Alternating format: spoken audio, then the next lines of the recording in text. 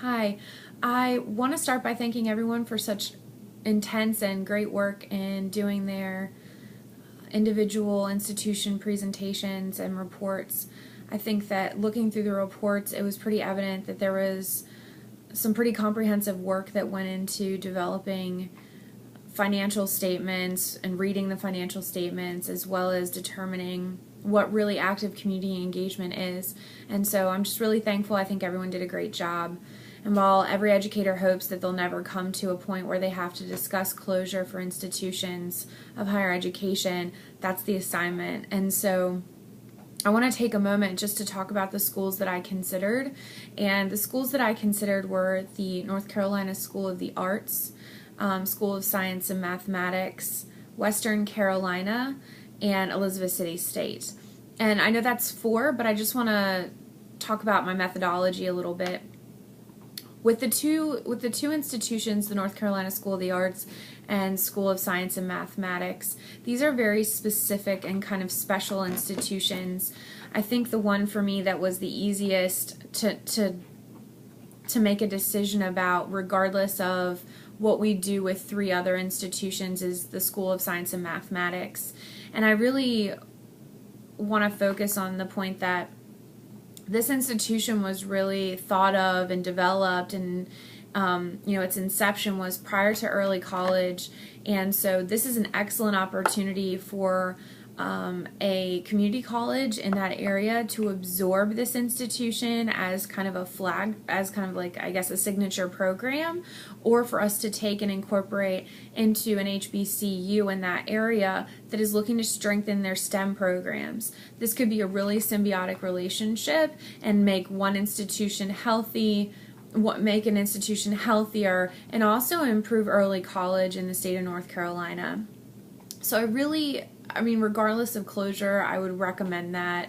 I know that politically it's probably not incredibly savvy, but the numbers are there.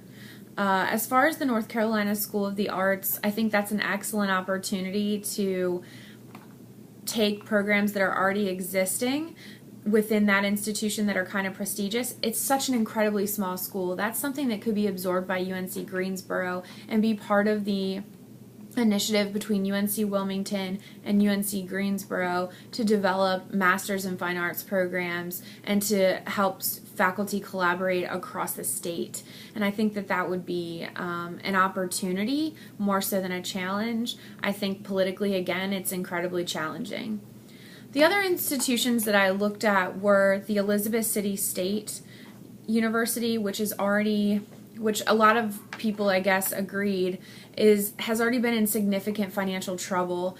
And additionally, the reason for that is because it's surrounded by some of the poorest counties in North Carolina. And while it's seen as sort of a coastal institution at the eastern part of the state and the northeastern part of the state, you have some of the poorest counties there, and then you have the rich, very rich counties of Southern Virginia, that are competing there. And so, Virginia Beach area and Newport News. And so I think that the part that's the hardest to look at with that institution is its 4-year completion rate. At 21%, it's almost not viable. It's almost not serving a population. And so at that point, does it serve more utility as a robust community college in that area, or can it be a satellite campus for a community college in that area? And we're talking about a completion rate that's almost lower than community colleges. And so maybe the mission and the vision for Elizabeth City State doesn't stand any longer. And so how can that be revisioned? So the other institution that I looked at was Western Carolina, and again, really what we're looking at here is the completion rate, and also what I was looking at was proximity. So if you look at the proximity to UNC Asheville and Appalachian, you're seeing that Western Carolina is kind of like a wild card. It doesn't really know its own identity.